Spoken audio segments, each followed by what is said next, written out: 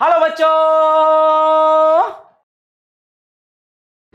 All right, hello everyone. So welcome back. This is the platform of Physics Wala, and I am your very own Tina ma'am, your zoology mentor, and this is your very own pace batch. So how are you, beautiful students? I have been reading your comments. कल शायद मैं beautiful students मैंने नहीं कहा था, कुछ और कह दिया, और लिटरली तुमने कमेंट सेक्शन में लिख दिया कि मैम आज आपने हमें ब्यूटीफुल स्टूडेंट्स नहीं कहा। और एक का कमेंट ये था कि ma'am how do you know that we are beautiful? I know we all are beautiful because we all are born beautiful. So this is how we need to believe in our lives. We all are beautiful. चलिए, so इस positive thought के साथ start करते हैं आज की class. So welcome back. As said, this is your very own pace batch, and guys, we have completed 2 chapters of human physiology. One is breathing and exchange of gases, your respiratory system, and previous lecture में हमने complete किया था आपका circulatory system, body fluids and circulation. I have been going through your comments में जितने भी questions पूछ रही हूँ आप उनके बहुत ही अच्छी तरह से answers दे रहे हैं. एंड येस, कल हमने ECG डिस्कस किया था तो उसमें हमने थोड़ा सा गड़बड़ घोटाला कर दिया. And I am very happy that you are going through the lecture very seriously and very religiously, right. तो हम जब PQRS T वेव्स पढ़ रहे थे तो मैंने जॉइंट डायस्टोल को गलती से 0.3 सेकेंड्स लिख दिया था और बीच बीच में मैं 0.4 सेकेंड्स बोल रही थी. So that was by mistake. Yes, joint diastole is 0.4 seconds only. Is that clear? So thank you so much for mentioning that. चले, और मैंने आपके बाकी आंसर्स भी चेक किए. So answers are perfectly fail. ठीक है. सो आई एम श्योर कि आपको वो पिछले 2 चैप्टर्स बिल्कुल अच्छी तरह से याद हो गए होंगे, समझ आ गए होंगे. NCERT हम बीच बीच में रिवाइज करते रहेंगे गाइज. ठीक है. I know you have been loving that rock and roll with NCERT, लेकिन टाइम कम है तो इसलिए कुछ बहुत ही इंपॉर्टेंट पॉइंट्स जो हैं वो मैं NCERT के क्लास में रिवाइज करूंगी. ठीक है. But I would definitely request कि आप क्लास में NCERT लेके बैठिए. ठीक है. Please bring NCERT in the class. अभी भी अगर NCERT नहीं है तो प्लीज पॉज करके एक बार NCERT जरूर उठा लो और मेरे साथ तुम क्लास में NCERT सामने रखोगे, वहीं पे एक्स्ट्रा नोट्स बनाओगे उन शीट्स में. ठीक है. जैसे कि मैंने पहले दिन बताया था कि नोट्स बनाने के लिए बेस्ट चीज होती है NCERT की बुक. ठीक है. उसी के ऊपर एक्स्ट्रा नोट्स बना लो, जो चीजें बुक में दी हुई हैं वहीं पे मेंशन कर लो, and that is all. Is it clear? Don't waste too much time in making notes. चलिए, सो स्टार्ट करते हैं अपना नया chapter guys, that is excretory products and their elimination. 3rd chapter of human physiology. है ना, कितनी तेजी से हमारा काम हो रहा है और तुम्हें पता भी नहीं लगेगा कि हमारा सिलेबस कब खत्म हो गया. कुछ स्टूडेंट्स कमेंट्स में पूछ रहे हैं मैम इस स्पीड से सिलेबस कंप्लीट हो जाएगा? बिल्कुल हो जाएगा. Everything is pre planned, so you do not have to worry कि आपका सिलेबस कंप्लीट होगा कि नहीं. Everything is planned. Is that clear? So please just leave it on us, have trust and just keep working. रोज का काम रोज करते रहो. कुछ स्टूडेंट्स ने ये भी लिखा है कमेंट सेक्शन में कि मैम मेरे पिछले बहुत सारे लेक्चर्स रह गए हैं वो बैकलॉग में, तो वो मैं कैसे करूं? तो सिंपल सी बात है, बैकलॉग को कंप्लीट करने का एक ही तरीका होता है कि जो आज करवाया जा रहा है गाइस उसको तो आज का आज खत्म करो और एक्स्ट्रा टाइम निकालो. ठीक है. Make extra time, make extra efforts कि जो बैकलॉग है उसको आप कवर अप कर पाओ. क्लियर? चले, स्टार्ट करते हैं अपने इस चैप्टर के साथ, excretory products and the elimination. Once again I hope you all have NCERTs in front of you. Done? चले, सो सबसे पहले तो हम अपने चैप्टर का मतलब समझेंगे कि excretory products and their elimination. Elimination का मतलब है निकालना, एक्सक्रीटरी प्रोडक्ट्स को निकालना. बट बात ये आती है कि एक्सक्रीटरी प्रोडक्ट्स हैं क्या, एक्सक्रीशन क्या है. आई नो तुमने 10th स्टैंडर्ड में भी लाइफ प्रोसेसेस में excretion, excretory system, excretory products ये पढ़े होंगे, लेकिन थोड़ा सा उसी में और डिटेल ऐड करते हैं. चलिए, सो सबसे पहले let's understand the very word meaning of term excretion. ठीक है. थोड़ी सी भूमिका बनाते हैं.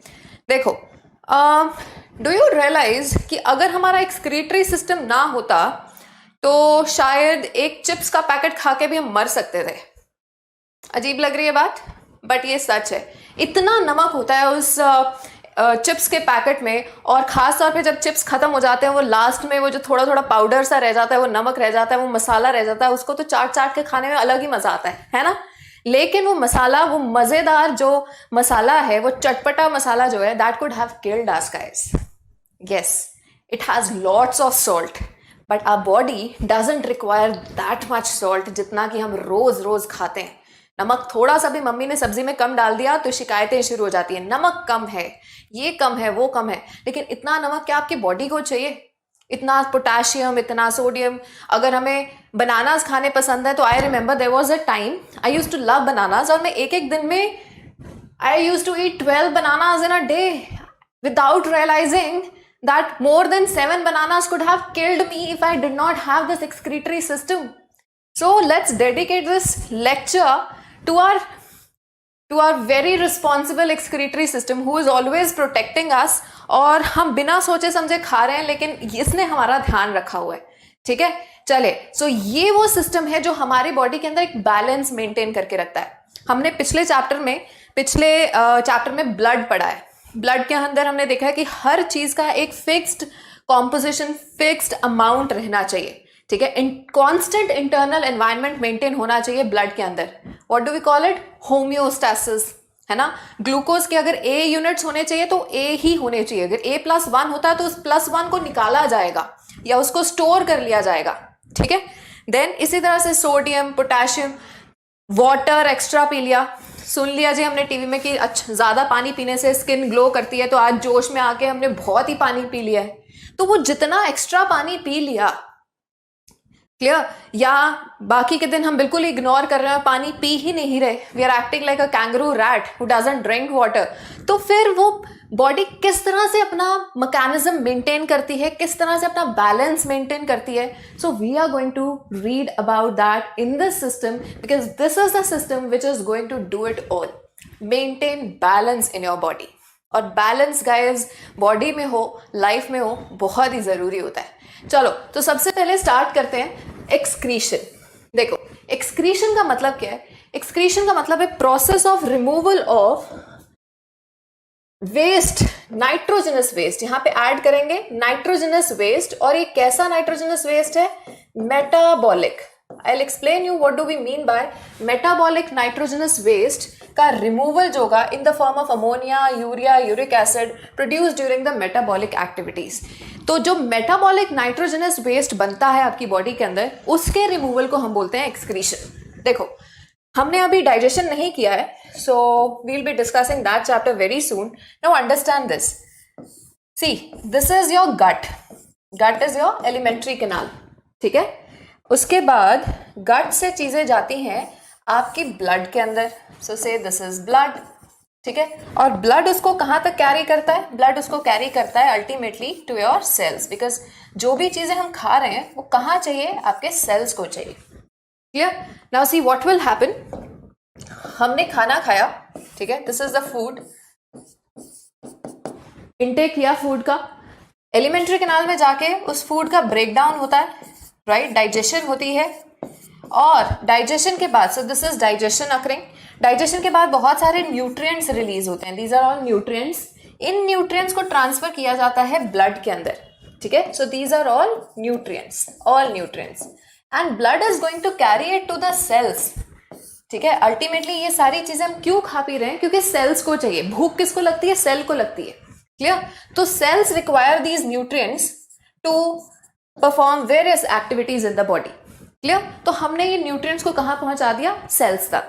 अब जो चीजें आपने खाई थी उनमें से बहुत सारी चीजें डाइजेस्ट नहीं भी होती हैं. सेलुलोज डाइजेस्ट नहीं होता. ठीक है, तो जो चीज आपकी बॉडी डाइजेस्ट नहीं कर सकती उसको बॉडी निकाल देती है, उसको एज सच निकाल देती है. तो देखो, अनडाइजेस्टेड फूड का निकलना, this is known as defecation. This is known as defecation या फिर ईजेशन. अब यहां से तुम्हें पता लगेगा कि ये जो दो टर्म्स में तुम हमेशा गड़बड़ करते हो, क्या डिफरेंस है. One is ईजेशन. ईजेशन में अनडाइजेस्टेड फूड मटेरियल का रिमूवल होता है, यानी जो कभी भी सेल तक पहुंचा ही नहीं. एलिमेंट्री कैनाल में तुमने डाला, so gut is your like your juicer.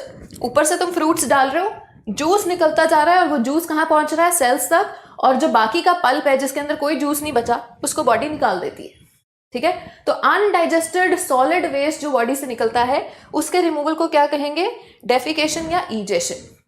Now what is excretion? अब ये जो न्यूट्रिएंट सेल्स तक पहुंचे हैं, इन न्यूट्रिएंट्स ने मेटाबॉलिक एक्टिविटीज में पार्टिसिपेट करना है सेल के अंदर, and during those metabolic activities जो नाइट्रोजनस वेस्ट प्रोड्यूस होंगे उसके रिमूवल को हम बोलते हैं एक्सक्रीशन। ठीक है, सो ये जो न्यूट्रिएंट्स है, देखो इन न्यूट्रिएंट्स ने बहुत सारे मेटाबॉलिज्म में पार्टिसिपेट करना है, so they will be a part of metabolic activities. ठीक है, इनका मेटाबॉलिज्म होगा, ब्रेक डाउन, बिल्डअप प्रोसेसेस बहुत सारी चलेंगी, एंड उसके दौरान जो नाइट्रोजनस वेस्ट बनेगा सेल के अंदर, उसके रिमूवल को वो वापस कहाँ डाल दिया जाता है? ब्लड के अंदर। तो ब्लड में से उस मेटाबॉलिक नाइट्रोजनस वेस्ट के रिमूवल को हम क्या बोलेंगे? Excretion. Is that clear? So this is the difference between excretion and egestion. I think आज के बाद तुम्हें बहुत क्लियरली डिफरेंस पता होना चाहिए। ठीक है, as a result of excretion urine बनता है, ठीक है, और एक egestion के एंड में बनता है solid waste, that is faeces. Is it clear? तो फीसिस बनती है उन चीजों से जो कभी भी मेटाबॉलिज्म का पार्ट बने ही, यानी सेल तक गए ही नहीं, सेलुलर एक्टिविटीज का हिस्सा बने ही नहीं है। क्लियर? जो चीजें सेल तक पहुंची है एंड सेलुलर एक्टिविटीज के अंदर जो सेलुलर एक्टिविटीज जो हुई है उस दौरान जो नाइट्रोजनस वेस्ट बना, उसके रिमूवल को हम बोलते हैं excretion. Is it clear? So excretory system जो हम आज पढ़ने वाले हैं, उसका नंबर 1 रोल है, as I said, you can eat lots of packets of chips. ठीक है, यानी कि जो भी आप एक्स्ट्रा चीजें खा रहे हैं बॉडी उसको निकाल रही है। तो बॉडी क्या कर रही है? ब्लड के अंदर एक कांस्टेंट इंटरनल एनवायरनमेंट मेंटेन कर रही है, बैलेंस मेंटेन कर रही है। This is known as homeostasis. ठीक है, और जितना भी नाइट्रोजनस वेस्ट बन रहा है उसको रिमूव कर रही है, दैट इज एक्सक्रीशन। तीसरा मैंने बताया कि आज हमने जोश में आके ग्लोइंग स्किन के लिए बहुत ज़्यादा पानी पी लिया, तो एक्स्ट्रा वाटर जो आज आपने जोश में पी लिया है उसको निकालना, एक्स्ट्रा सॉल्ट्स जो आपने खा लिए हैं उसको निकालना, तो उसके रिमूवल को क्या कहेंगे? Osmo regulation. तो ये 3 फंक्शंस क्लियर हो रहे हैं। ठीक है, excretion, osmoregulation. Excretion means nitrogenous waste का removal, osmoregulation is removal of excess of water and salts, and third I've told you homeostasis maintain करना। इसके अलावा एक और फंक्शन किडनी परफॉर्म करती है, that it helps in blood formation. It will stimulate your bone marrow to produce blood formation. So yes, इसका role blood formation में भी आएगा। अब ये मैं यहाँ पे डिस्कस नहीं कर रही। So this is that function that we'll be discussing in the coming lectures कि किडनी किस तरह से blood formation में भी रोल प्ले करती है। ठीक है, so stay with us. Let's continue. So देखते हैं कौन कौन से एक्सक्रीटरी प्रोडक्ट्स बनते हैं during the cellular activities. So first excretory product is ammonia. ठीक है, उसके अलावा वील हैव यूरिया, बहुत सारे बनते हैं, एंड यूरिक एसिड। तो ये तो चीफ वेस्ट हैं, ये 3 तो सबसे इंपॉर्टेंट, सबसे मेन नाइट्रोजनस वेस्ट हैं जो कि मैक्सिमम ऑर्गेनिजम्स प्रोड्यूस करेंगे। इसके अलावा और भी बहुत सारे वेस्ट से, जैसे कि क्रिएटिन। ठीक है, we also have creatinine, then we have TMAO, trimethylamine oxide, ये मेरीन ऑर्गेनिजम्स बनाते हैं। ठीक है, TMAO। Then we also have hippuric acid, तो हमारे अंदर भी हिप्यूरिक एसिड बनता है। देखो, एक होता है हमारा chief excretory waste, main excretory waste क्या है, लेकिन उसके अलावा और भी बहुत सारे तरह के वेस्ट हमारी बॉडी में बनते हैं। Hippuric acid, is it clear?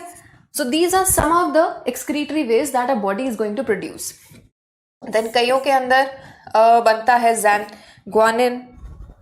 ठीक है, सो ग्वानोज बनते हैं बर्ड्स के अंदर। ये क्या है, ये सारी चीज़ें हम बात करने वाले हैं। सो इसको अभी धीरे धीरे हम डिस्कस करते रहेंगे। So these are some of the excretory products that the body of different organisms are going to produce. लेकिन इसमें से जो मेन हमने डिस्कस करने हैं, सॉरी ये क्या हो गया,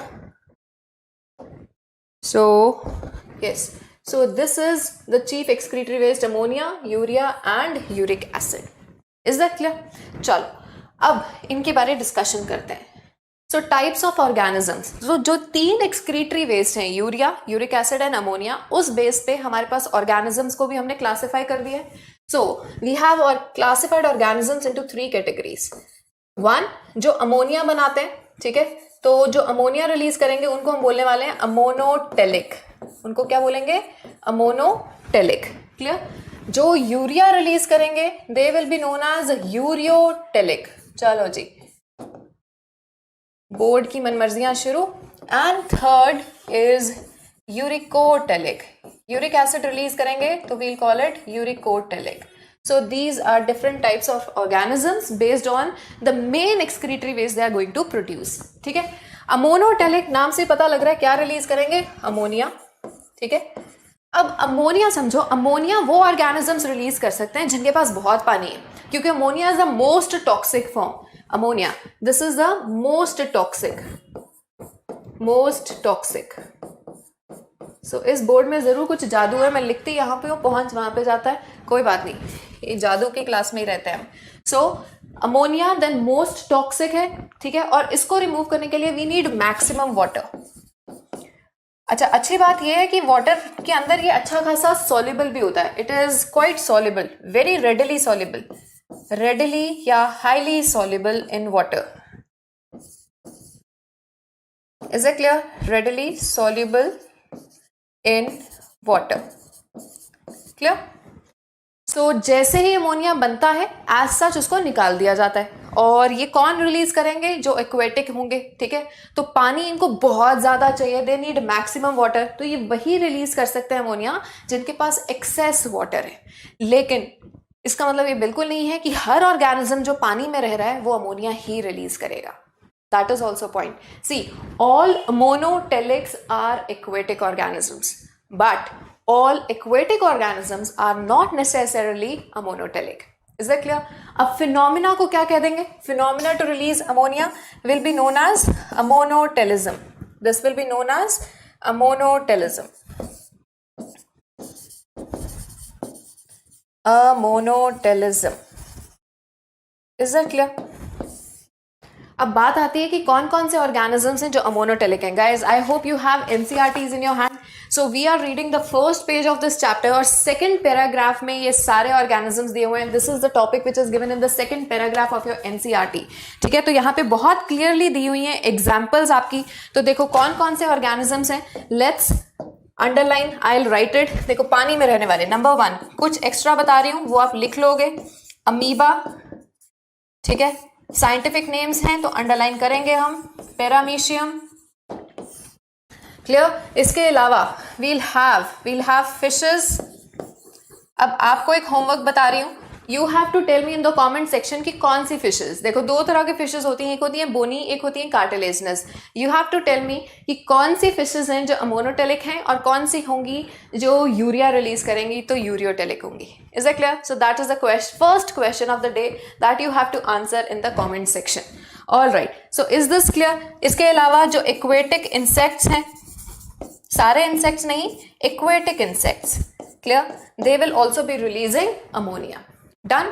अब जो ऑर्गेनिजम्स लैंड पे आ गए, तो जो लैंड पे आ गए उनके पास पानी कम था, तो उन्होंने एक नया मोड डेवलप कर लिया, इवॉल्व कर लिया, बेटर एक मटेरियल बना लिया कि जो अमोनिया को तो निकालना ही है, ठीक है, लेकिन उस अमोनिया को कन्वर्ट कर सकती है उनकी body in the lesser toxic form, क्योंकि उनके पास उतना पानी नहीं है। So that lesser toxic form is urea. तो सबसे ज्यादा टॉक्सिक होती है अमोनिया, उससे कम होता है यूरिया, और लीस्ट टॉक्सिक होते हैं, लीस्ट टॉक्सिक क्या होता है? Uric acid. क्लियर? सो देखो, यूरियोटेलिक में क्या रिलीज करेंगे? यूरिया। ये इसके कंपैरिजन में मॉडरेटली टॉक्सिक है, ठीक है, it is moderately toxic. Clear? ये इंटरमीडिएट रहेगा, moderately toxic. Can you do this? इसमें मॉडरेट अमाउंट ऑफ वाटर चाहिए, ये मॉडरेटली सॉल्युबल होता है, ठीक है। इसके फिनोमिना को क्या कहेंगे? Ureotelism. Is it clear? Ureotelism. Done. अब बात आती है कि इसकी एग्जांपल्स क्या हैं। Once again back to NCERT. See, it is clearly given in your NCERT कि यूरियोटेलिक कौन कौन से होंगे organism. So we have terrestrial organisms, amphibians. See, right down, और आप मार्क कर लेंगे जितने भी टेरेस्ट्रियल हैं, ठीक है, टेरेस्ट्रियल ऑर्गेनिजम्स में टेरेस्ट्रियल एम्फीबियंस जो लैंड पे रहते हैं। अब यहां पे एक चीज याद रखना, फ्रॉग इज एन एम्फीबियन, ठीक है। लेकिन फ्रॉग की जो लार्वल स्टेज होती है दैट इज टैडपोल स्टेज, वो टैडपोल स्टेज जो है वो पानी में रह रही है, और टैडपोल जो होगा that will be ammonotelic, tadpole will be ammonotelic. लेकिन जब वो लैंड पे आ जाता है that time it becomes ureotelic. Is it clear? तो amphibians, then we'll have other organisms. Are you marking it in your NCERT? Ureotelic में और कौन कौन से आ जाएंगे? Terrestrial amphibians, your marine fishes. देखो मेरीन फिशेस आपकी एनसीईआरटी कहती है कि it releases ureotelic, but let me tell you कि मेरीन फिशेस टीएमओ भी रिलीज करती हैं, marine fishes. Now this was a previous year question. Is it clear? चलो उसके बाद यूरिकोटेलिक। तो जिन ऑर्गेनिजम्स के पास और भी कम पानी था उन्होंने एक और इवॉल्व कर लिया, तीसरा nitrogenous base, that was uric acid. So this is least toxic, इसको लीस्ट अमाउंट ऑफ वाटर चाहिए, ये लीस्ट सॉल्युबल होता है। Is it clear? और इसलिए इसको बॉडी में काफी देर के लिए स्टोर किया जा सकता है। This can not be stored in the body at all. जैसे जैसे बनता है बॉडी में से ये डिफ्यूजन से निकलता है। किडनीज इसके अंदर कोई खास रोल प्ले नहीं करती टू रिलीज अमोनिया, ये gills play a very important role. तो जैसे जैसे बनता है वो पतली मेम्ब्रेन जो गिल्स की होती है वहां से अमोनियम आयंस निकलते रहते हैं। ठीक है, इन दोनों में kidneys will play quite an important role. Clear? So तब देखो यहाँ पे लीस्ट टॉक्सिक होगा, इसको हम फिर भी स्टोर कर सकते हैं, इसको बिल्कुल स्टोर नहीं कर सकते अमोनिया को। यूरिया को थोड़ी देर के लिए स्टोर कर सकते हैं, यूरिक एसिड को लंबा टाइम स्टोर कर सकते हैं क्योंकि ये लीस्ट टॉक्सिक होता है। Is it clear? सो यहाँ पे सारे लीस्ट फॉर्म में आ जाएंगे। क्लियर हो गया? So it can be stored in the body. अब देखो इसकी एग्जाम्पल्स कौन कौन सी हैं। So examples here are birds, reptiles. पानी बहुत कम है, बर्ड्स को उड़ना है, so they cannot afford to carry lot of water while flying. ठीक है, तो लीस्ट वाटर है तो क्या रिलीज करेंगे? यूरिक एसिड, तो यूरिकोटेलिक है। बर्ड्स, रेप्टाइल्स, इसी तरह से लैंड स्नेल्स। देखो जो एक्वेटिक स्नेल्स होंगे वो तो रिलीज करने वाले हैं अमोनिया, फाइन। जो लैंड स्नेल्स होंगे दे will be releasing uric acid. इसी तरह से लैंड इंसेक्ट्स, एक्वेटिक इंसेक्ट्स क्या रिलीज कर रहे थे? They were releasing ammonia. Land insects will be releasing uric acid. So these are very important examples. Examples of this topic are super duper important. Is it clear? चलिए आगे देखते हैं अब excretory organs. So हमेशा की तरह अपने पे आने से पहले हम बाकी ऑर्गेनिजम्स के अंदर देखते हैं। देखो स्पॉन्जेस यानी कि पोरिफेरा, इनके अंदर सीलेंट्रेटा में यानी hydra, jellyfishes, right, and then ctenophora जिसमें कि कॉम्ब जेलीज आ जाती हैं। ये आपने नाम पढ़े हुए हैं कभी ना कभी 9th स्टैंडर्ड में। ठीक है, हम डिटेल में करेंगे एनिमल किंगडम बहुत आराम से, and I will make it very easy for you, do not be scared of that chapter. देखो तो इन सब के अंदर जनरल बॉडी सरफेस से ही एक्सक्रीशन हो जाती है, जनरल बॉडी सरफेस। ठीक है, इनके अंदर कोई स्पेशल एक्सक्रीटरी ऑर्गन्स नहीं होते, no special excretory organs. Is it clear? तो ये कहाँ से हो जाती है? जनरल बॉडी सरफेस से, बाय डिफ्यूजन, और ये क्या रिलीज करते हैं? अमोनियम आयंस, तो दे आर अमोनोटेलिक। ठीक है, उसके बाद प्लेटीहेल्मिन्थीज यानी आपके फ्लैट वर्म्स। तो प्लेटीहेल्मिन्थ्स जो हैं इनके पास स्पेशल सेल्स होते हैं which are known as flame cells. Flame cells 2 बार क्वेश्चन आ चुका है, previous year question, this is given in NCERT. Flame cells या इनको सोलिनोसाइट्स बोलते हैं। जब हम एनिमल किंगडम पढ़ेंगे तो we will see the structure of flame cells. Actually अंदर ना कुछ फ्लेम जैसी शेप बनी होती है, so we call it flame cells. ठीक है, then we have aschelminthes, round worms. Ascaris नाम सुना होगा। एस्कैरस के अंदर होता है एक H shaped cell that is called renette cell. This is not given in NCERT, जल्दी से ऐड कर लो, रेनेट सेल्स। ठीक है, उसके बाद वी हैव एनालिडा जिसमें कि अर्थवर्म्स, लीच, ये सब आते हैं। तो एनालिडा के अंदर स्पेशल स्ट्रक्चर प्रेजेंट होता है, नेफ्रीडिया। ठीक है, what does it have? Nephridia. Annelida के बाद वी हैव आर्थ्रोपोडा, सबसे बड़ा फाइलम। ठीक है, मैक्सिमम डाइवर्सिटी इसके अंदर होती है। तो इतनी डाइवर्सिटी है कि उसके ऑर्गन्स के अंदर भी डाइवर्सिटी है। अलग अलग ऑर्गेनिजम्स के पास अलग अलग तरह के स्ट्रक्चर्स होंगे।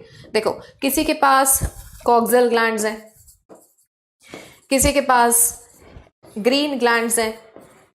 ठीक है, ग्रीन ग्लैंड्स को एंटेनरी ग्लैंड्स भी बोलते हैं। और अब तक तुम्हें पता लग गया है कि भाई कॉकरोच मेरा फेवरेट इंसेक्ट है, ठीक है। तो कॉकरोच जैसे ऑर्गेनिजम्स के अंदर होती हैं मालफीजियन टिब्यूल्स, ठीक है। क्या होती हैं? Malpighian tubules. क्लियर है? तो ये हो गया आर्थ्रोपोडा। आर्थ्रोपोडा के बाद आता है सॉफ्ट बॉडीड ऑर्गेनिजम्स, मोलस्का, जिसमें कि आ जाएंगी आपके ऑक्टोपस, ठीक है। ऑक्टोपस जैसे जो स्ट्रक्चर्स हैं, ऑर्गेनिजम्स हैं, मोलस्का, तो उसके पास किडनीज भी है। ये किडनीज हमारे जितनी एडवांस्ड नहीं होती, लेकिन किडनी जैसे स्ट्रक्चर्स हैं, primitive kidneys. They have organ of Bojanus. Bojanus is in the name of scientist, ठीक है।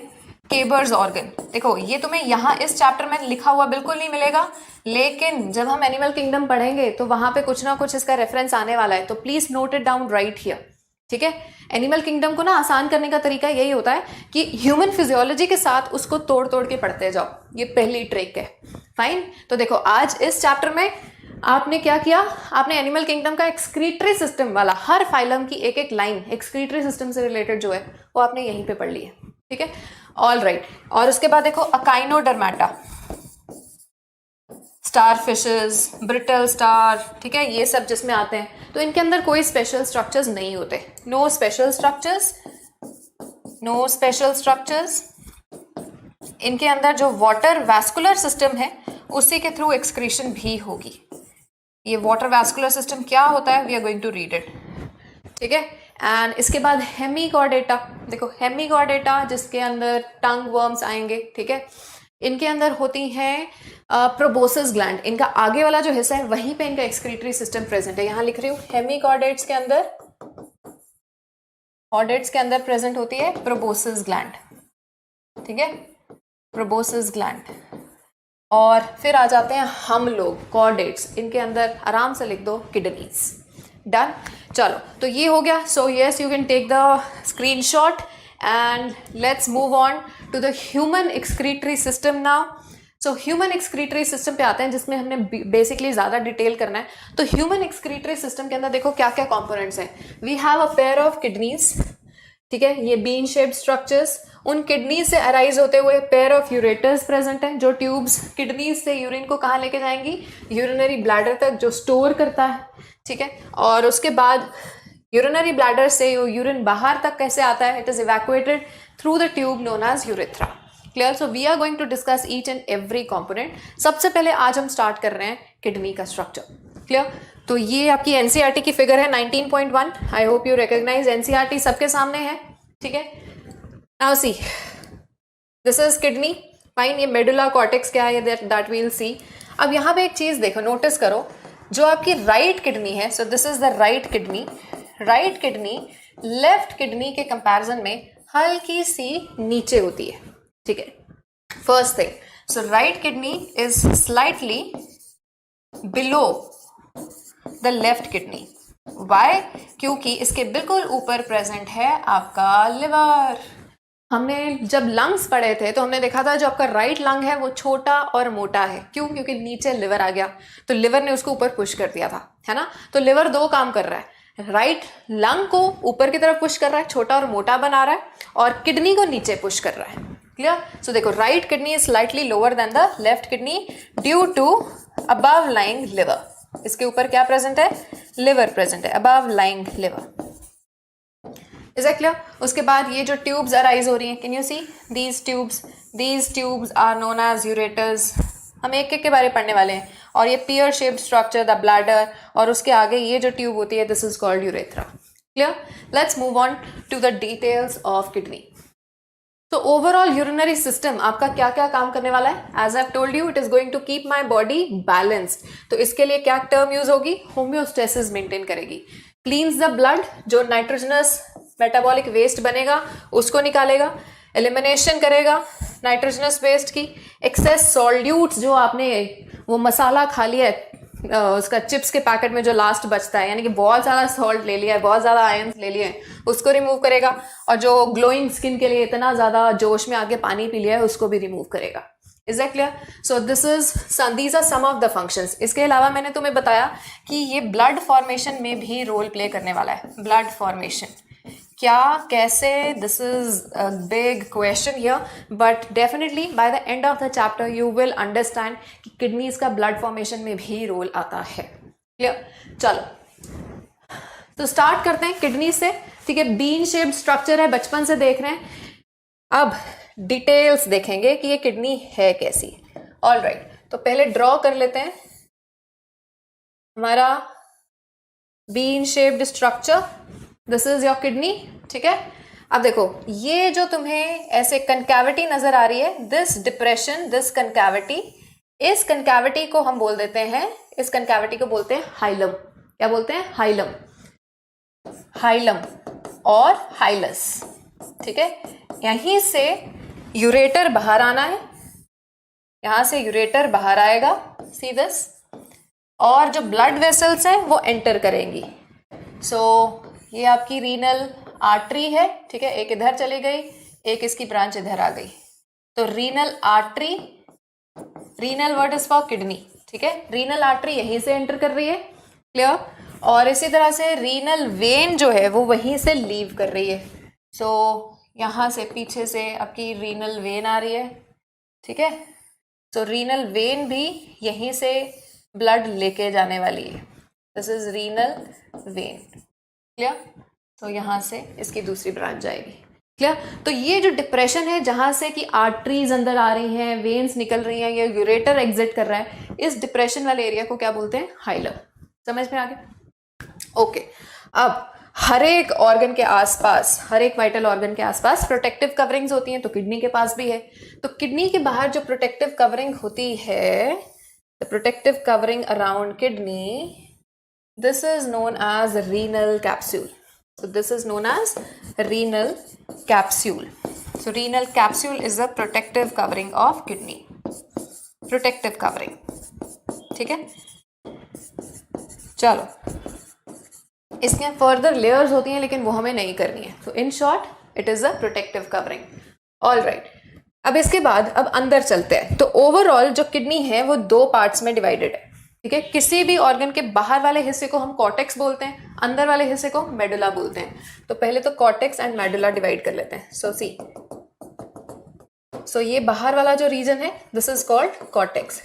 किडनी से रिलेटेड जितनी भी टर्म्स होंगी वो रीनल कहलाएंगी, renal cortex. This is the outer part and the inner वाला part is known as renal medulla. Is that clear? अब रीनल मेडुला के अंदर देखो क्या प्रेजेंट है. रीनल मेडुला के अंदर ऐसे पिरामिडल स्ट्रक्चर्स प्रेजेंट होते हैं, ऐसे ट्रायंगुलर से स्ट्रक्चर्स या ये स्ट्रक्चर्स प्रेजेंट हैं. ठीक है, दीज पिरामिडल स्ट्रक्चर्स मेडुला के अंदर हैं, तो इनको मेडुलरी पिरामिड्स भी बोल सकते हो या रीनल पिरामिड्स भी बोल सकते हो. सो दीज आर रीनल और medullary pyramids. Clear? These are triangular structures. Done. और इनको अगर हम डिटेल में देखें तो इनकी ऐसी स्ट्राइटेड सी अपेयरेंस होती है. It has this striated appearance. ठीक है, स्ट्राइटेड अपेयरेंस.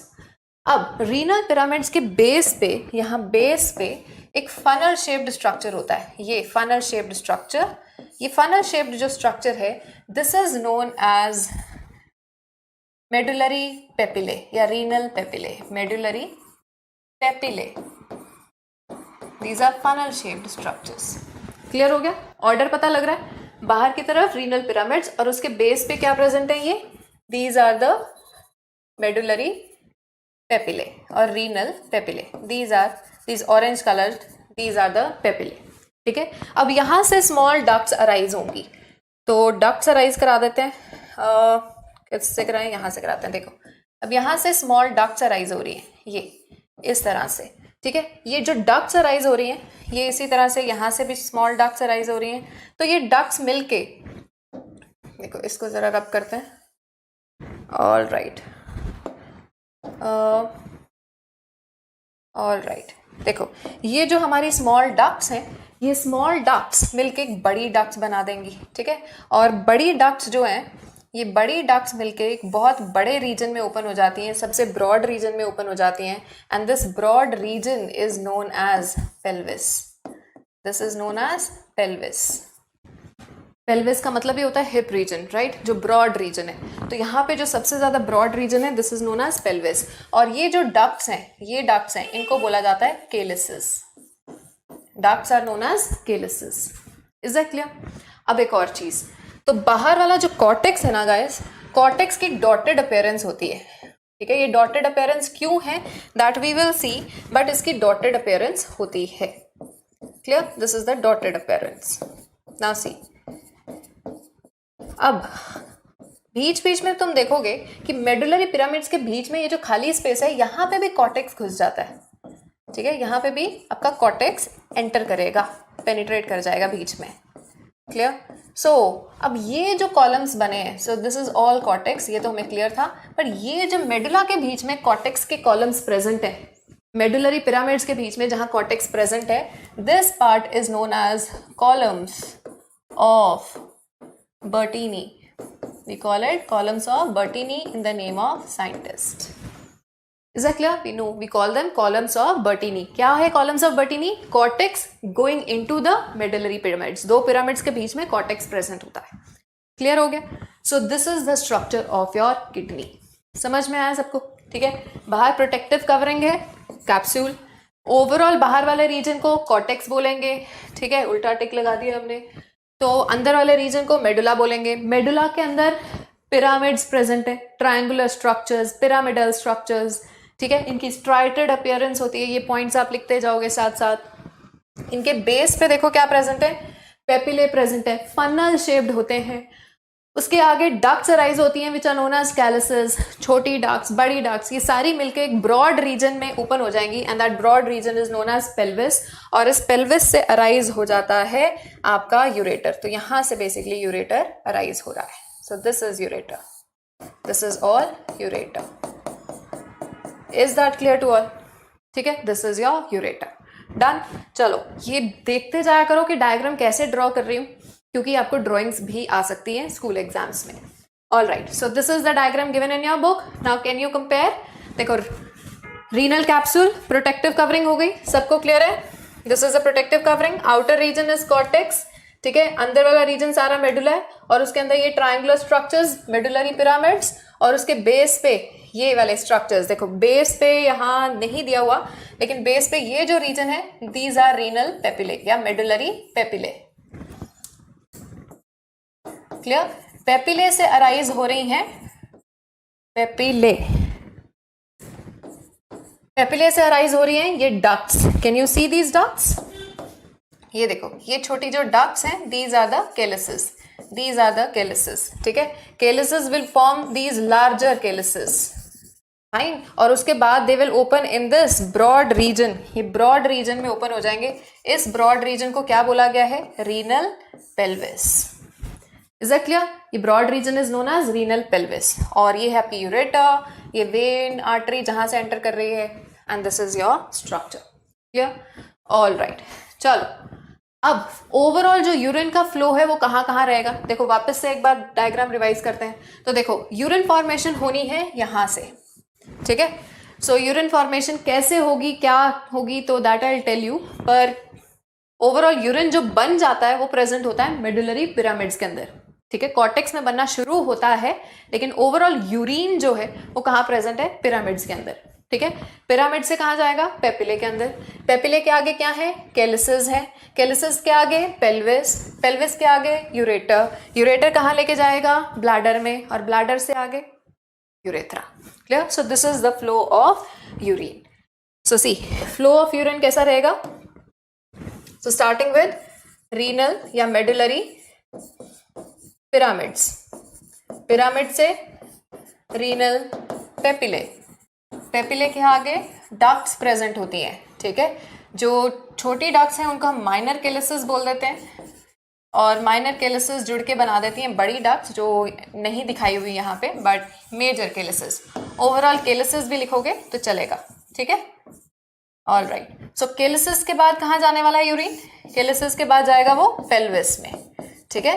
पेल्विस से it is going to enter in your ureter, ureter से ब्लैडर, यूरिनरी ब्लैडर, और ब्लैडर से it will come out through urethra and outside. So this is the pathway of urine. Clear है? All right. चलिए, अब हमने अभी तक दो चैप्टर्स कर लिए हैं, हमें इतना तो आइडिया हो गया है कि काम करने वाला अल्टीमेटली कौन है? सेल. बचपन से एक लाइन पढ़ रहे हैं, the functional and structural unit of the body is cell.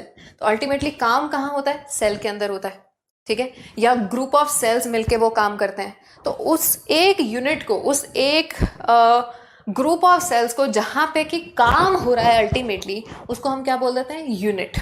ठीक है, अब देखो, जैसे हमारे लंग्स का यूनिट क्या था? एल्वियोलाई. इसी तरह से किडनी के यूनिट्स क्या हैं?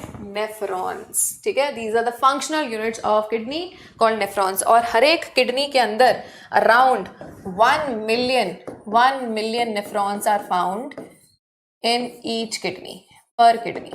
ठीक है, so we are all millionaires, rather we are multi millionaires, right? क्योंकि आपके लंग्स के अंदर 300 million alveoli are present, so big number.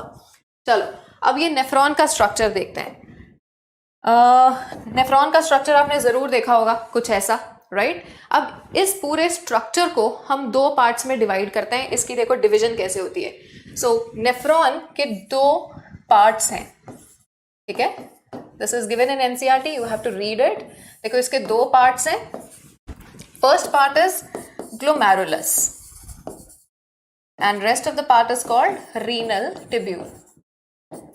Actually अलग अलग बुक्स में ये क्लासिफिकेशन थोड़ी सी वेरी कर जाती है, बट हमारे लिए बाइबल कौन है? NCERT. So we'll go by NCERT. ठीक है, so glomerulus group of capillaries होती है, group of blood capillaries in the Bowman's capsule.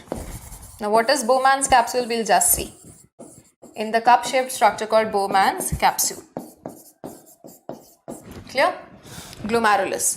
बाकी का जो पार्ट है that is called renal tubule. देखो, इसमें कौन कौन से कंपोनेंट्स आते हैं? इसमें आ जाएगा number 1 your Bowman's capsule. Bowman's capsule के अलावा we'll have folded structure called PCT. I'll be writing the full forms later on. Then we have a U-shaped structure, loop of Henle, and we have another folded structure called DCT. Clear? So ये है हमारे दो parts of nephron. Clear? Now let's see how does it look like. So it looks like this. ठीक है, ये जितना भी yellow वाला पार्ट है, this is all your nephron, और जो आसपास रेड है, these are the blood capillaries. Means this is a blood supply.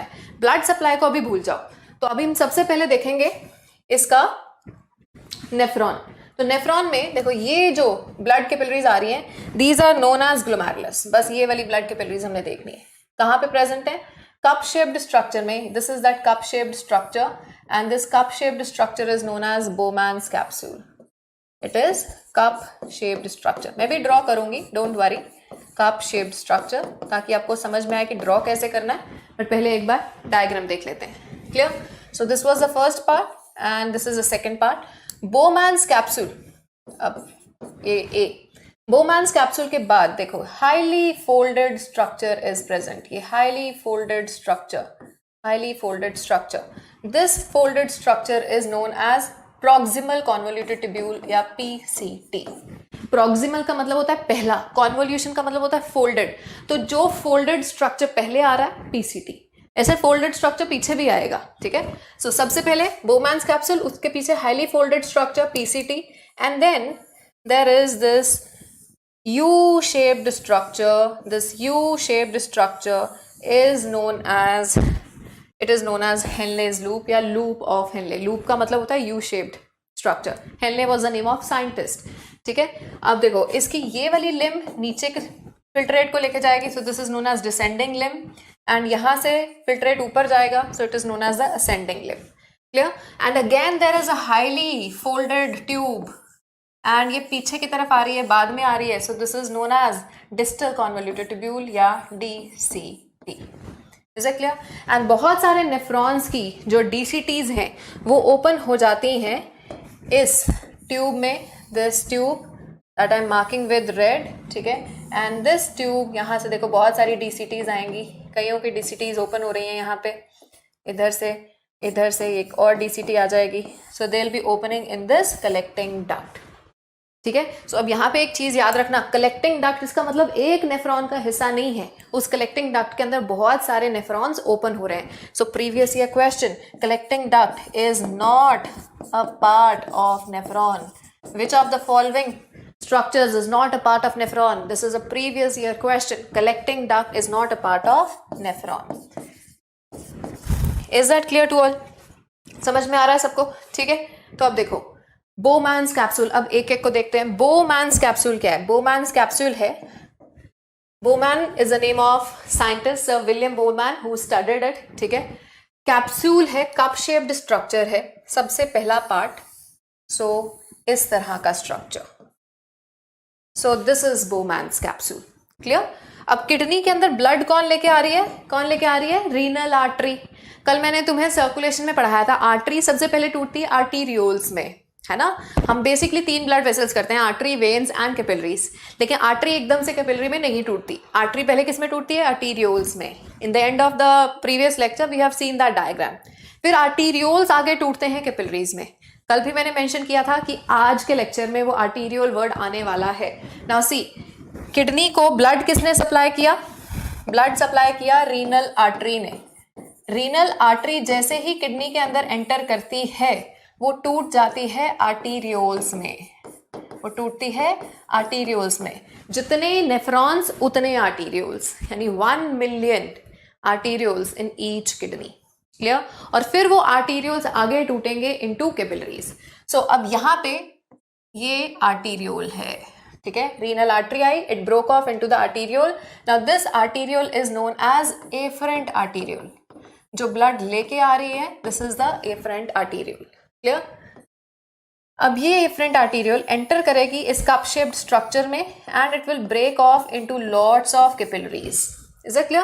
And this set of capillaries is known as glomerulus. So glomerulus उस group of capillaries को बोलना है जो सिर्फ बोमैन्स कैप्सूल में प्रेजेंट है। अलग अलग जगह पे कैपिलरीज का अलग अलग नाम रहेगा। क्लियर? तो बोमैन्स कैप्सूल के अंदर जो ग्रुप ऑफ कैपिलरीज है that is known as glomerulus. ठीक है। और अब देखो ये इस तरह से बाहर निकल जाती है। ठीक है। कैपिलरीज रीजॉइन होके फिर एक ब्लड वेसल बना लेंगी और यहाँ पे इस ब्लड वेसल को हम बोलते हैं इफरेंट आर्टीरियोल।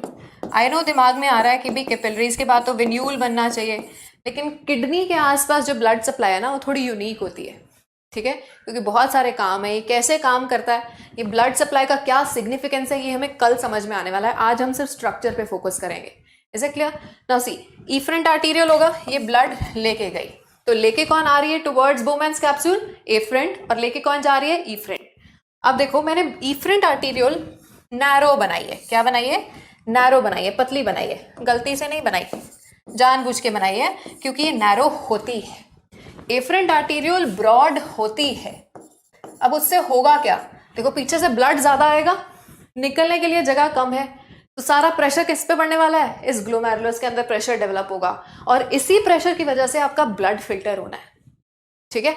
इसी प्रेशर की वजह से आपका ब्लड फिल्टर हो जाना है। इनफैक्ट इतनी फिल्ट्रेशन हो जानी है कि ब्लड के अंदर कुछ बचेगा ही नहीं। इतनी फिल्ट्रेशन, एक दिन के अंदर 180 litre of filtrate is produced.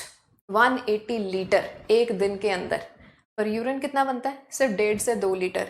तो फिर वो बाकी का 98 से 99% का क्या होगा? We will see that all tomorrow. ठीक है। चलो देखो, सो ये ब्रॉड है, ये नैरो है और ये ग्लोमेरुलस है। Done. So we were discussing Bowman's capsule. जरा बोमैन्स कैप्सूल पे वापस आते हैं। तो बोमैन्स कैप्सूल देखो कप शेप्ड स्ट्रक्चर है, it is a cup shaped structure. Fine. Double walled है, डबल वॉल्ड। सो सी, इसकी आउटर वॉल, आउटर के लिए हमेशा टर्म यूज होती है parietal. So this is parietal wall and this is the inner wall. Inner के लिए term use होती है visceral. So these are the 2 walls. Yeah? अब parietal wall के अंदर अलग cells present है. Parietal wall has पतले cells. And what do we call these पतले cells? Squamous epithelium. We call it squamous epithelium. So parietal wall is formed of squamous epithelium. Now this is all NCERT. You will find it all in the NCERT. So please read NCERT very, very well. Is that clear? अब देखो visceral, visceral के अंदर special cells present हैं। Visceral के अंदर special cells जो present होंगे उन सेल्स को हम बोलने वाले हैं पोडोसाइट्स। ना सी यहाँ पे स्पेशल सेल्स प्रेजेंट होंगे, यहाँ पे तो ये सारा आ गया। सो दीज आर ऑल पतले सेल्स, ठीक है। अब जो इनर वॉल है यहाँ पे स्पेशल सेल्स हैं। These special cells are known as podocytes. देखो ये ऐसे सेल्स प्रेजेंट है, ठीक है। यहाँ पे ये स्पेशल सेल्स प्रेजेंट है ऐसे।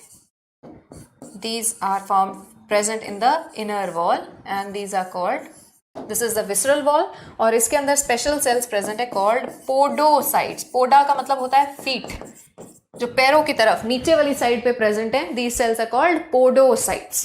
Clear? Can you see podocytes के बीच में मैंने खाली spaces छोड़ी, तो ये जो खाली spaces हैं, ये खाली space, इस खाली space को बोलते हैं, यानी जो बीच में स्पेसेस रह गई, यहां से फिल्ट्रेशन होके चीजें निकलनी है। So we call them filtration pores या फिल्ट्रेशन स्लिट्स, फिल्ट्रेशन पोर्स या slit pores. We call them slit pores. Slit का मतलब होता है like opening, right, there is a cut. Filtration, यहां से फिल्ट्रेशन होके चीजें बाहर आएंगी और कहां पे कलेक्ट होंगी? It will collect in this space. ये जो सारी स्पेस है यहाँ पे फिल्ट्रेट इकट्ठा होना है। ब्लड से फिल्टर होके जो बनेगा that will be known as filtrate. एकदम से उसको यूरिन नहीं बोलते हैं, क्लियर। यूरिन जाके बोलते हैं उसे जब वो कलेक्टिंग डक्ट में पहुंचता है, क्योंकि उससे पहले उसके अंदर बहुत छेड़छाड़ होनी है, बहुत सारे चेंजेस होने हैं, क्लियर। अब ये जो स्पेस है जहां पे फिल्ट्रेट इकट्ठा हो रहा है ना, this space is known as capsular space. This is known as capsular space. Is that clear? So this is the structure of Bowman's capsule. Now when you will read NCERT, you will come across all of it in the form of paragraph। सब theory में दे रखा है, हमने उसको diagram में convert कर दिया। Board exams में या कोई भी स्कूल एग्जाम्स में मार्क्स लेने बहुत ईजी होते हैं अगर आप बायोलॉजी में बिना पूछे डायग्राम्स ड्रॉ करो। Always support your answers with the help of diagrams guys. बिना पूछे फ्लो चार्ट्स, बिना पूछे diagrams. One picture is more than 1000 words. बजाय कि आप पूरी वहां पे रामायण लिख रहे हो, डायग्राम की हेल्प से एक्सप्लेन करो, टीचर को भी मजा आता है, ठीक है। क्यों बोर करते हो टीचर्स को? चलो नेक्स्ट इज रीनल ट्यूब्यूल। अब देखो इसके बाद इसके पीछे यहां से स्टार्ट हो जाती है आपकी पीसीटी, ठीक है। तो वो PCT, then loop of Henle, DCT, that will all form your renal tubule. देखो तो ये हो गया हमारा बोमैन्स कैप्सूल। अच्छा यहाँ पे एक और चीज याद रखना, ग्लोमेरुलस और बोमैन्स कैप्सूल को कलेक्टिवली क्या बोलते हैं? देखो ये इकट्ठे प्रेजेंट है, so glomerulus plus Bowman's capsule, ठीक है, it is collectively known as renal body या रीनल कॉर्पसल, रीनल कॉर्पसल, ठीक है, या Malpighian corpuscle. Malpighi is the name of scientist. Malpighi ने बहुत सारी स्टडी की है एक्सक्रीटरी स्ट्रक्चर्स को लेके, ठीक है। So Malpighian tubules are found in cockroach, like my favourite cockroach, ठीक है। चलो सो ये हो गया।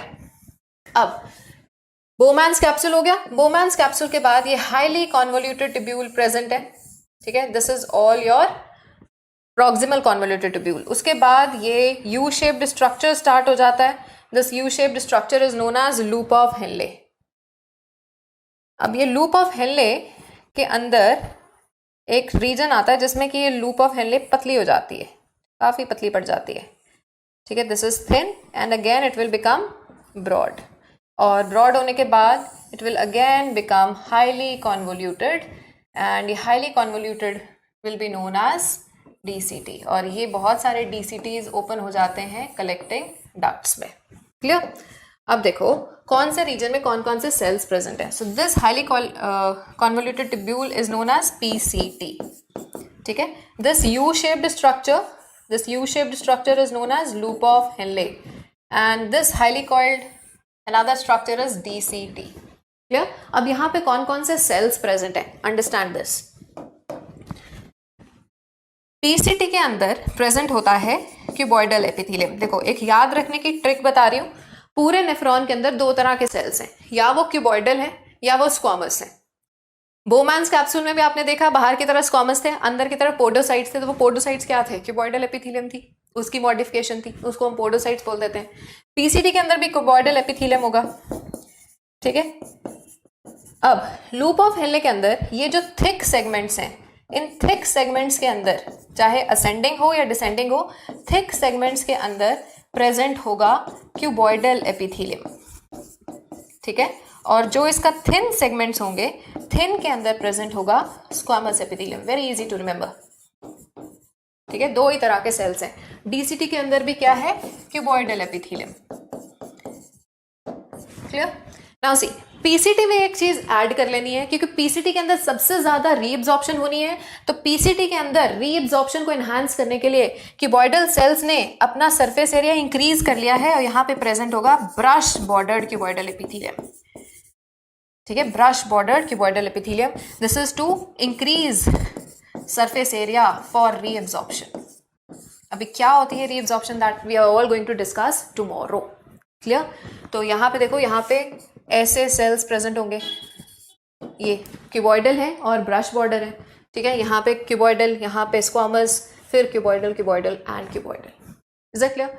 सो this is the renal tubule. So guys, we will stop here. Tomorrow we are going to discuss कि इसके आसपास ब्लड सप्लाई कैसी होती है, ठीक है। चलो, so let's discuss few questions here before we go, and हम ये भी देखेंगे कि टाइप्स ऑफ नेफ्रॉन्स कौन सी हैं। So let's have a NEET sprint, so NEET sprint before we leave. आज ज़्यादा क्वेश्चंस लेके आई हूँ, क्योंकि डिमांड आई थी कि मैम ज़्यादा क्वेश्चंस दिया करो। चलो, सो अर्थवर्म्स। अच्छा, इसी क्वेश्चन से एक चीज़ और बताऊंगी। जैसे मैंने तुम्हें बताया कि टैडपोल पानी में रहता है तो वो अमोनोटेलिक होता है, ठीक है। और जब वो बड़ा हो जाता है, यानी एडल्ट हो जाता है, लैंड पे आ जाता है, इट बिकम्स यूरियोटेलिक, यूरिया बनाता है। ऐसे ही पानी की अवेलेबिलिटी से कुछ ऑर्गेनिजम्स अपना मोड जो है चेंज कर लेते हैं, they can change. Clear? For example see, earthworm जो है ये एक्सक्रीट करता है बोथ अमोनिया एंड यूरिया।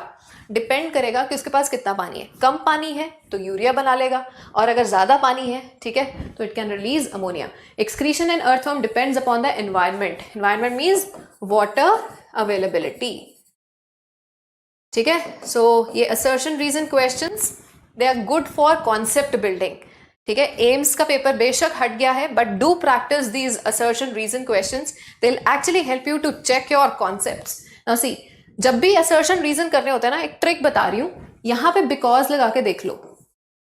अगर बिकॉज लगा के अगली सेंटेंस की लाइन, अगली लाइन की बात बनती है कि अगली लाइन जो है वो रीजन एक्सप्लेन कर रही है, तो ऑप्शन इज ए, ठीक है। देखो, so earthworms excrete both ammonia and urea because excretion depends on the environment. Yes, ठीक है। So both assertions are true and the reason is the correct explanation. Answer is A. Moving on to the next question. So I've already told you excretion in tadpole is, you have to answer in the comment section.